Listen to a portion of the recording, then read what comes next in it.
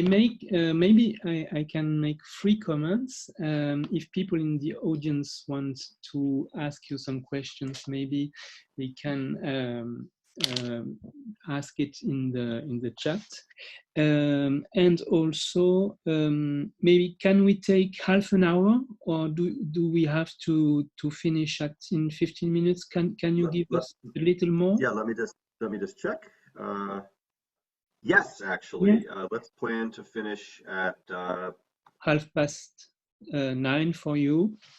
Well, or 9:45 roughly. Okay, 45 will be nice. Okay.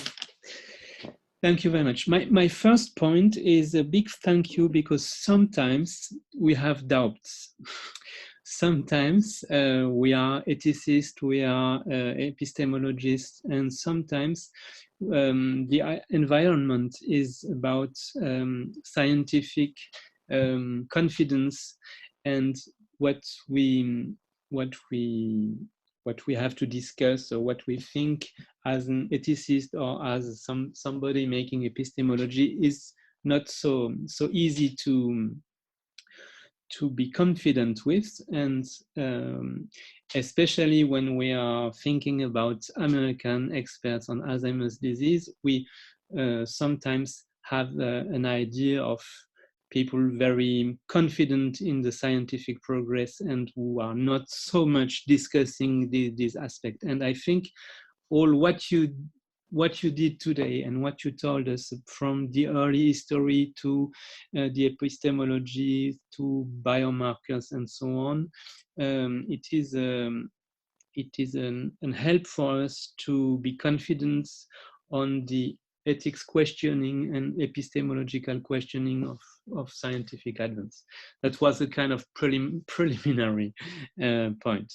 My first question would be about early history. For my PhD thesis, I translated all the texts in French, from Alzheimer's, Kraepelin, Fischer, Perosini, and so on. And I would just have one point. I think for them, a very general category is the distinction between neurodegenerative diseases, like Alzheimer's or senile dementia, and vascular diseases.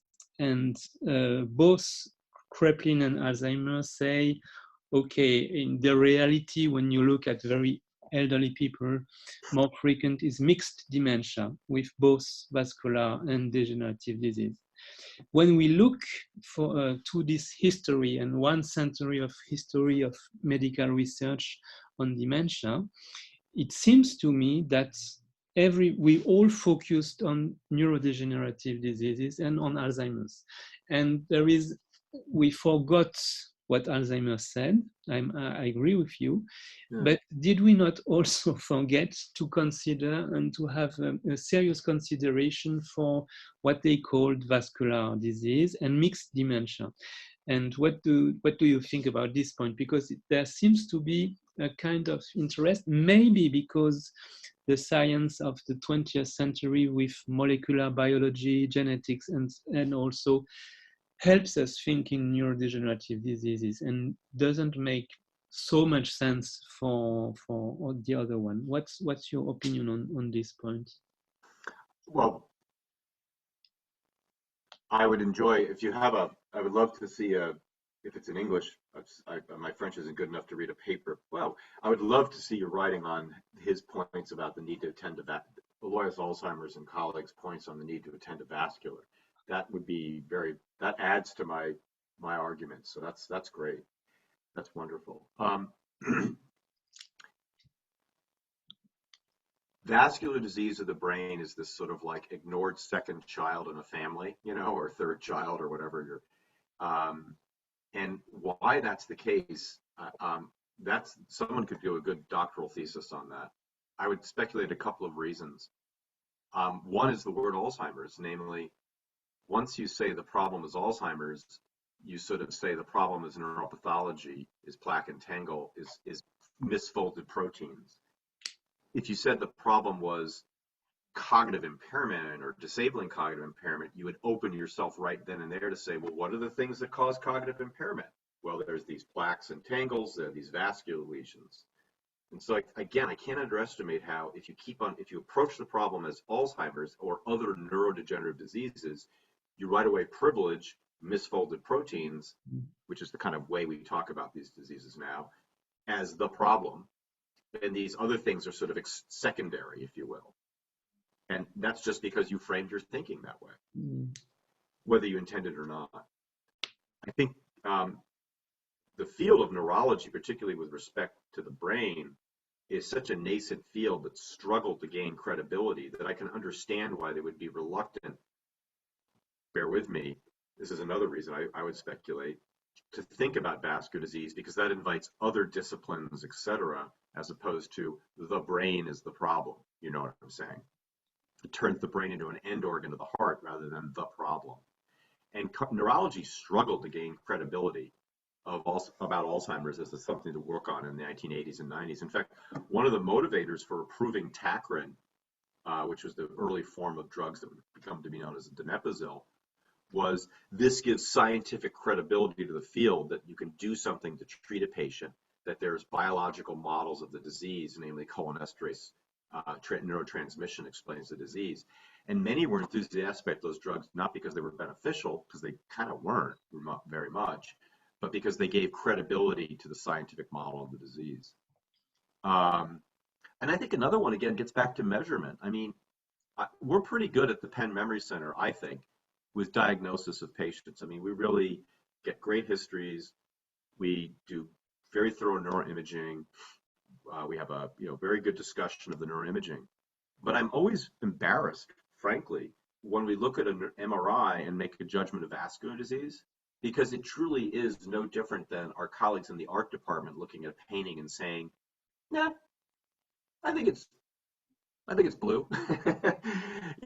I mean, it's this very qualitative judgment based on the inspection of an MRI image to say there's, quote, vascular disease there. And so I think the inability to measure vascular disease, much like the inability to measure amyloid and tau before the tracers were developed, has haunted the ability to talk about it coherently. And I think everyone kind of knows that. It's a dirty secret in the field. It's a very sad, dirty secret. Yeah. Thank you. Robin Michel has a question. I will just have a second one, and since his one is similar to my third question, I will let him ask the question. My second point was, I was very interested by your diagram about autonomy and caregivers, and I never made before the relationship between the moment some difficulties you have in aging are considered as medical issue, and caregiving becomes something which is not completely natural or something like this. As I understood what you say, you explain us that Alzheimer's, in your view, is a kind of construct, historical construct, but you don't say, like Peter Whitehouse, for instance, that it is a myth. You have a kind of, you are denaturalizing the issue, but you are not arguing that it is a kind of illusion or false problem. The title of your book is The Problem. So it seems to me that you have a kind of medium statements, not naturalizing, but not completely deconstructing. And so on what should we make efforts? What is the issue? What is the problem for you in the next year? Is it prevention, collective prevention, or in during all the life? How would you reformulate the problem? I agree with what you said about me. I don't think in the end diseases exist because we agree they exist and respond to them. Having said that, some diseases have a clear biological basis, and some that biological basis is unknown even, or it's settled law, as they say in law, meaning subject to further revision. And I don't have a problem with that. I don't. I find that to be just an honest statement of, that's what disease is. I don't have a problem when you say something socially constructed to therefore say that it doesn't have ethical importance and moral significance.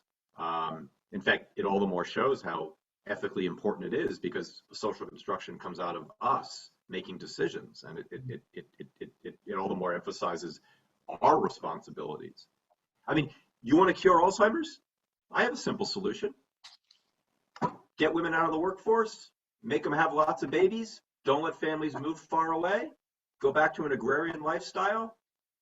It won't be so bad. The older adult is forgetful, we'll just have a room cared for by one of the 5 daughters, 2 of whom are unmarried. On the farm, I mean, I'm not joking. I mean, you want to solve the problem of Alzheimer's, just reconstruct the family to be a big, large, extended family with gendered roles or whatever around who's the caregiver, and, yeah, the doctor can come over with some sedatives when things get a little wild, but otherwise, yeah.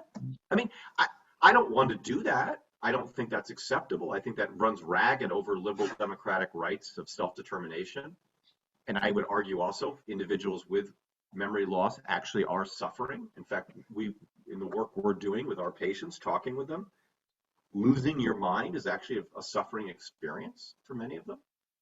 But, yeah, I mean, to a certain degree, saying, losing your mind with aging is socially constructed is correct, but I don't want to lose my mind. So I guess that's where I think I differ from Peter and others on this matter. But I'm open to debate. Okay. So what's the way going forward? Look, I've said this in the book. I've said this repeatedly. Alpha-synuclein, vascular disease, misfolded amyloid, misfolded tau, presentations of tau in the medial temporal lobe, presentations of tau in a unilateral left or right dominant presentation, posterior cortical presentations of tau, different species of tau. Maybe there is a common mechanism behind TDP43, alpha-synuclein, tau, misfolded amyloid, such that if you could just get that common mechanism, you could stop this disease in these diseases in their tracks. But absent that common mechanism, I think what we're going to see is a diseases, plural, that some of them are druggable, a phrase from pharma, maybe even curable. Some of them can be slowed, but many of them will be untreatable. And I think, we're not going to drug our way out of this problem. We're not going to turn this into polio, where if only everyone would just get vaccinated, we could get that virus out of our world. Instead, this might be like COVID. It keeps on mutating, and we rejigger the vaccine, and we accept, that every now and then people die in excess for reasons of foolishness. But, we manage. We'll see. But the notion that we're going to drug our way out of this problem is only that, a notion. So if you accept that, then what you ask is a very important political, social, cultural question. How are we going to live with the disease? How are we going to live with the threat of cognitive impairment when you're told you have evidence of disease, although you're not yet ill? And how are you going to live with the disease when you start to have evidence of the disease? And so this to me is the work to do, which is how are we going to live with disabling cognitive impairments when they're no longer just part of getting old and something that are figured out and discovered in the wild, but now they're sort of monitored by society. Meaning, imagine a future where, at the age of 65, you get a various blood tests that suggest you have pathology, and then you get a scan, and indeed you do. And now you learn, oh my gosh, I have Brock stage 3 tau spreading beyond my, I have a dog that has discovered his toy. Yes. Take the toy. It's a skunk. Je ne sais pas le mot en France, but it's a skunk.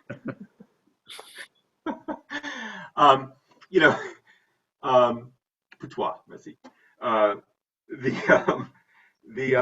you go to work and say, "Oh, I just got news. I have Brock stage 3 tau." Well, how will your colleagues think about you 3 weeks later when you're at a meeting and go, yeah, you know, yeah, you know, yeah.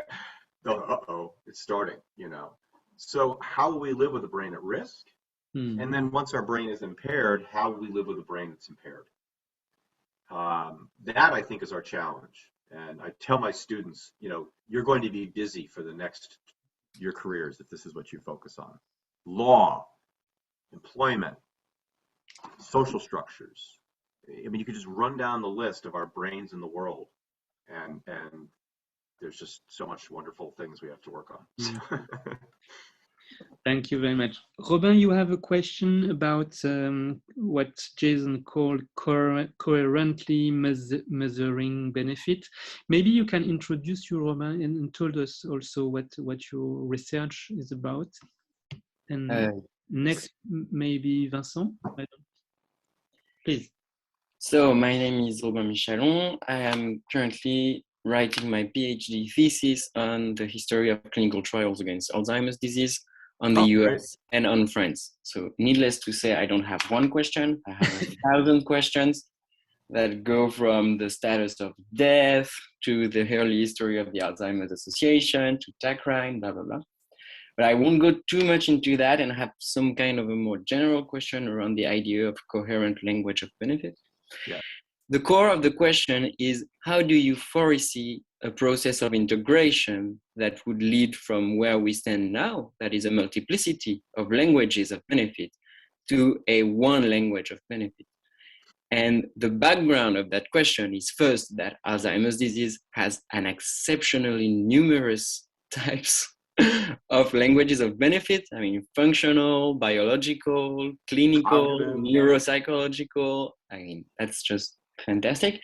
I think this is closely connected to its history and the way some languages of benefits have been used to compensate for other languages of benefits troubles. Yeah. And that's the dual outcome measure principle. And I think that's actually quite unique in the domain of medicine, because what happens usually, and that's the core of the background, is that it's not that people easily agree on a coherent language of benefit. I mean, if you get the story of diabetes, for example, and the story about Orinase and the way it was taken out of the market, you can definitely tell that the experience, that is one language of benefit, and the biology were not pointing to the same direction. But what happens is that actors agree. They agree that despite the fact that there is a multiplicity, one is more convenient or has more value than others. And then slowly but steady, things align around this consensus. Right. I don't see that happening in Alzheimer's disease at all. And it's not been happening ever. That is, from the 80s on, people have developed different languages of benefits based on their experience of what the disease is daily. And they keep on doing that now. So I would agree with you. Ideally, there would be a current language of benefit, but I don't see what the historical process is going to be that's going to lead us there. It's a dream of reason, as we say, a dream of reason. Okay. Yeah. A couple points. First of all, you're welcome to email me to connect because your topic is very resonant. And I'd love to hear more about what you're doing. I don't mean to be solicitous, but just drop me a note. So years ago, I wrote a paper called The Search for a Coherent Language of Benefit, the Science and Politics of Alzheimer's Disease Drug Development. And it was the story of the cholinesterase inhibitors and also the story, which was one of the earliest efforts to claim that we slowed the disease using vitamin E, high-dose vitamin E. And I'd be happy to send you that paper because I lay out the concept of a coherent language of benefit. But I think the phrase, when I think about that, what you have said to me is what, when you talk about how a coherent language of benefit is achieved, is what I would call a negotiated social order. And I lifted that phrase from Harry Marks. Harry Marks is a historian of medicine. He sadly died prematurely several years ago of cancer. It was very sad. He was a wonderful guy. And he wrote a book called The Progress of Experiment, which I highly recommend if you haven't. It's the early history of the clinical trial, the progress of experiment. And one of his points in that book is that all clinical trials are negotiated social orders, And certainly, therefore, the creation of a coherent language of benefit for a disease, I think, is just that. And so if you accept that premise, and it's a premise one arrives at by, I think, frankly, empirical work when you sort of look at these histories. So I think the task of history is to describe and then create languages that say, that is, you're right, that's what's going on. Is who should have a place at the table to negotiate that social order? In other words, what are the political structures that allow that? And I think a lot of the disquiet that many of us feel across many diseases is some of the actors that are in that space. And so, for example, I think many of us have become very disquieted about how the Alzheimer's Association is so tight with pharmaceutical industries such that when they claim to speak for the patient, they become almost kind of an oracle for the industry. Mm-hmm. And so you say, well, why don't I just go talk to a pharmaceutical company, because, why are you, how are you different from them? Becomes sort of a legitimate form of debate. And, these measures are owned as well. I mean, drugs are owned, they're property. And so it becomes, I think, at least disturbing when you say that the definition of a disease is on the basis of measures that are patented, both the biological measures as well as the drugs. And so behind them is property. I mean, and never underestimate the power of patents and property. And so there are these, I don't want to sort of become suspicious, but there's a social order that creates the measures of disease that isn't just a bunch of smart doctors sitting in their laboratories going, aha, that's what it is. It's this nexus of extra scientific actors, and to pretend they would go. So I'll stop there. And so I think you're onto a very, very, very important topic. And again, also don't underestimate nomenclature. I think that the chaos in nomenclature in this field is ignored at our peril. I mean, right now in America, when we talk about Alzheimer's disease at a national level, when we renewed our center grant for our Alzheimer's Center, the new language that we used to describe Alzheimer's was AD/ADRD, Alzheimer's disease and Alzheimer's disease related dementias. And that's what the NIH said was what our focus was, which was, what is that, and it's a sloppy term because people are trying to capture together things under a term that there's no unifying term. So drop me a note, we can chat some more, Roman. Well, actually, if no one has any more question, I can maybe push it a bit further. Okay. Yeah. Okay, so I agree, negotiated social order, and who gets at the table, but what if, okay, so Alzheimer's disease is a disease that presents primarily in the social world. That is to say that it is firstly interpreted as like someone misplacing an object or someone getting unable to do something. And then from that on, we derive biological studies of it. But don't you think somehow the idea that we are going to reach a form of negotiated social order that's going to work for the whole world, that is somehow, shouldn't we have a more modest stance that would say that the nomenclature, but also the measures, will only ever be worth for a certain area within which biology and culture can align? And this won't be a worldwide type of area. It will probably be a regional one or something like that. Do you see what I mean? I do. It's a very provocative idea because if you think about it, remember I cited that 1984 study, the 1984 report by the the Office of Technology Assessment, which no longer exists in the United States, the OTA, losing 1 million minds. Yeah. And so if you think about it, in the end, that's what patients care about. My mind isn't the same as it used to be. I don't perceive the world the same as I do. I'm having trouble acting on my intentions. I mean, what makes a mind? A mind is not cognition. Mind is distinct from cognition. Infants have minds. I think any parent will agree. That the dog that was going after the putain has a mind, or whatever, has a mind. Okay, but and has cognition of putois.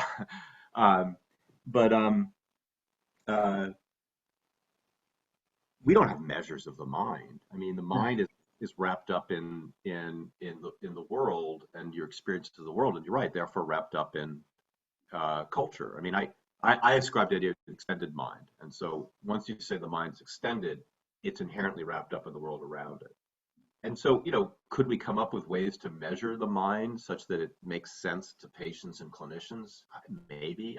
Now I'm speculating, but and so maybe the solution is just to surrender to biology and say, it's just about the biology, and never mind, those. And in some sense, cancer is like that. I mean, cancer is basically tumor size and are you alive?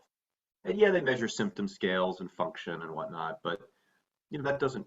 It's interesting how cancer moves on the basis of just tumor, and am I still alive? Am I still alive? Am I still alive? Yeah, I agree, but somehow, when you can reread the contemporary history of Alzheimer's disease as a history of a correlation. That is, the correlation of things that are observed in behavior with the things that are observed in the brain. And somehow, the brain side of the correlation gets all the attention. As opposed to the... And if you go back to the Blest and Tomlinson early study, everybody was so hyped about the plaques and the tangles because it allowed for a new semantic change.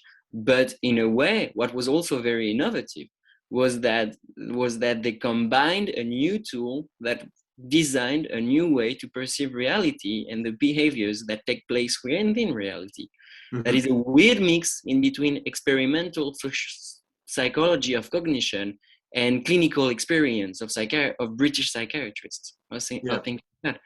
And I don't have any strong opinion in the end, and it's not my place to have any strong opinion, but in general, we hope more towards measures, towards the biological measures, whereas, we're still using a 5-point clinical rating scale and hope that will be enough to prove that there is some kind of change for Alzheimer's disease. It sounds like too simplistic to me, maybe. I don't know. Yeah, you're onto something I think is very interesting, which is, the 20th century is this wild history of the biologic versus the psychologic, and you see it played out in the most sort of, like, if you actually ask many psychiatrists and neurologists, they'll be like, there's the logic of dividing our fields doesn't really make any sense, and it leads to these weird balkanizations and whatnot. And most of them agree, yeah, it really doesn't. And yet it reiterates the sort of, there's the biological basis of what the brain does, neurology, and then there's the sort of psychological basis of what the brain does, psychiatry. And in some sense, I think Alzheimer's is caught in that, because if you had to pick the one disease where there's certainly biology at work, but there's no question there's psychology at work, it's Alzheimer's. Any family member will tell you, if I alter the environment, I can have her have a good day, or I can have her have a lousy day, and that's just plain fact, any good caregiver will tell you that. If you think about what a caregiver is, they're the extended mind of a person with Alzheimer's. They're at least the extended cognition, if not the extended mind, but neurologists would look at you like with a blank stare if you bring that up. No offense, but so I agree. I think there's this long-standing tension between the biological and the psychological, that sort of a tension that need not be. And I agree with you. I'm not sure where to go with that, but I think you're on. I do. Thank you very much, Robin and Jason. Maybe we can end this session now. I would like to thank you again. It was really thought-provoking, and like Robin, we also have a lot of questions. Maybe we can find a way to continue this discussion, and we will send you something we published both in French and in English, so you can see what we are working on. Yeah. I remember the audience that Jason's book is called The Problem of Alzheimer's, and it's edited by Macmillan. Next presentation, next session of the seminar will take place on 19th of May we will hear Martje Schermer from University Erasmus in the Netherlands about biomarkers. I wish you a good afternoon. Thank you, Jason. Have a very nice day. And it was very interesting for us to have this discussion. And I really hope we can continue this common reflection on those topics. It was, I remember that you said at the beginning of your topic that about nomenclature, there is a lot of work to be done, even if some work has been done also in ethics, in history, in epistemology, and we have to continue this. So we would very happy to be able to continue it with you. Thank you. Good afternoon, everybody. Yeah, please send me some papers, Robin. Yes. Please, let's get in touch. Others as well, and I look forward to. I hope this might be the beginning of a conversation. I have several colleagues I know who would be certainly interested as well. So, au revoir. Thank you. Goodbye.